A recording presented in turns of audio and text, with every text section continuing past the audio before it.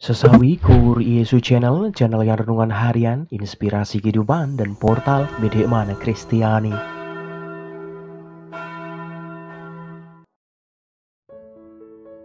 Damai sejahtera beserta kita. Semoga sahabat-sahabatku yang terkasih di dalam Kristus, sahabatku muda dan sahabat-sahabatku semuanya selalu beroleh rahmat sukacita, berkat yang melimpah, perlindungan dari Tuhan, dan rahmat kesejahteraan sahabatku. Sahabatku yang terkasih dimanapun Anda berada, pada kesempatan ini kita telah memasuki pekan biasa ke-28 sahabatku.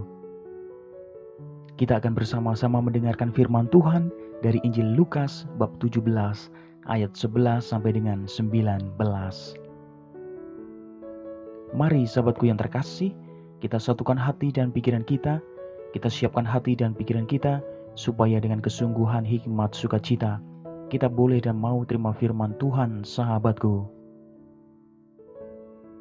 Tuhan beserta kita, sekarang dan selama-lamanya. Inilah Injil suci menurut Lukas, dimuliakanlah Tuhan. Dalam perjalanannya ke Yerusalem, Yesus menyusur perbatasan Samaria dan Galilea. Ketika ia memasuki suatu desa, datanglah 10 orang kusta menemui dia. Mereka tinggal berdiri agak jauh dan berteriak, "Yesus, Guru, kasihilah kami." Lalu ia memandang mereka dan berkata, "Pergilah, perlihatkanlah dirimu kepada imam-imam." Dan sementara mereka di tengah jalan, mereka menjadi tahir. Seorang dari mereka ketika melihat bahwa ia telah sembuh, kembali sambil memuliakan Allah dengan suara nyaring. Lalu tersungkur di depan kaki Yesus dan mengucap syukur kepadanya. Orang itu adalah seorang Samaria. Lalu Yesus berkata, "Bukankah ke-10 orang tadi semuanya telah menjadi tahir? Di manakah yang 9 orang itu? Tidak adakah di antara mereka yang kembali untuk memuliakan Allah selain daripada orang asing ini?" Lalu ia berkata kepada orang itu, "Berdirilah dan pergilah, imanmu telah menyelamatkan engkau." Demikianlah sabda Tuhan. Terpujilah Kristus. Sahabatku yang terkasih dimanapun Anda berada, sahabatku muda dan saudara-saudaraku semuanya. Sahabatku, ada seorang rahib didiagnosa menderita kanker sahabatku. Ia tidak luput dari pertanyaan, bagaimana sikapnya terhadap penyakitnya tersebut sahabatku? Apakah itu sebuah cobaan atau hukuman?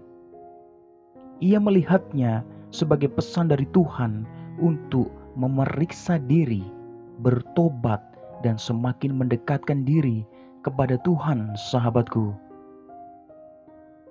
Sahabatku yang terkasih, mari kita melihat ke dalam diri kita.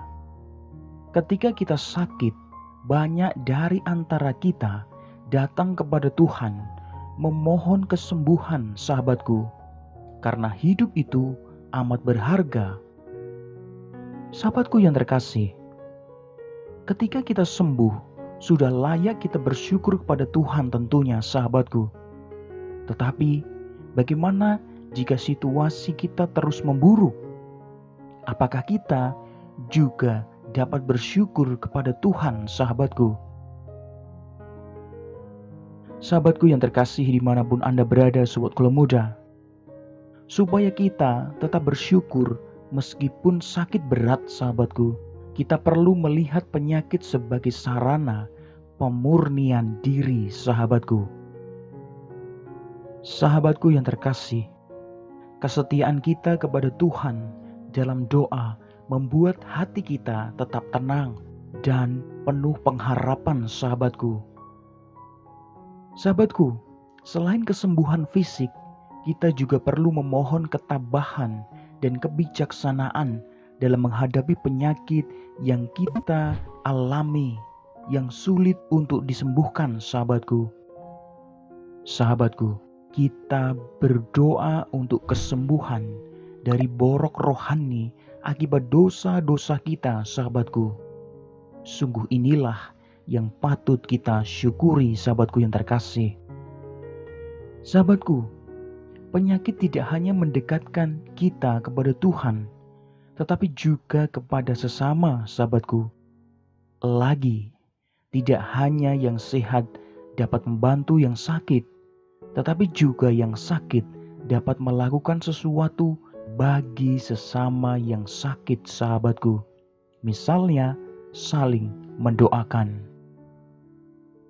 Sahabatku yang terkasih, mari kita mengingat dan mendoakan mereka semua. Amin. Kemuliaan kepada Bapa dan Putra dan Roh Kudus, seperti pada permulaan, sekarang, selalu, dan sepanjang segala abad. Terpujilah nama Yesus, Maria, dan Santo Yosef, untuk sekarang dan selama-lamanya. Amin. Sahabatku yang terkasih, mari kita tutup renungan singkat ini, kita satukan dengan doa. Marilah berdoa. Dalam nama Bapa dan Putra dan Roh Kudus. Amin. Tuhan Yesus, sembuhkanlah saudara kami yang sedang sakit. Sembuhkanlah kami juga dari penyakit dosa. Pakailah hidup kami ya Tuhan, menjadi sarana firman-Mu yang hidup, dan hidup kami semakin menjadi berkat bagi banyak orang. Biarlah yang terjadi dalam hidup kami ya Tuhan, terjadi seturut kehendak-Mu. Amin. Kemuliaan kepada Bapa dan Putra dan Roh Kudus, seperti pada permulaan, sekarang, selalu, dan sepanjang segala abad. Terpujilah nama Yesus, Maria, dan Santo Yosef, untuk sekarang dan selama-lamanya. Amin. Dalam nama Bapa dan Putra dan Roh Kudus. Amin. Sahabatku yang terkasih dimanapun Anda berada, terima kasih banyak sahabatku. Kita sudah bersama-sama mendengarkan firman Tuhan. Kita belajar, kita menimba lebih jauh firman Tuhan, sahabatku. Sahabatku yang terkasih, mari kita saling mendoakan supaya rahmat Tuhan benar-benar bekerja. Sebarkan video ini supaya banyak orang semakin terima berkat dan terima rahmat sukacita. Banyak orang dipulihkan, banyak orang disembuhkan, sahabatku. Hidup kita penuh berkat, hidup kita penuh sukacita, hidup kita penuh kesejahteraan, hidup kita penuh perlindungan. Yang gelap diberikan terang, yang buntu diberikan jalan. Sampai jumpa di renungan harian episode selanjutnya. See you later. Bye-bye. Berkah dalam. Tuhan memberkati.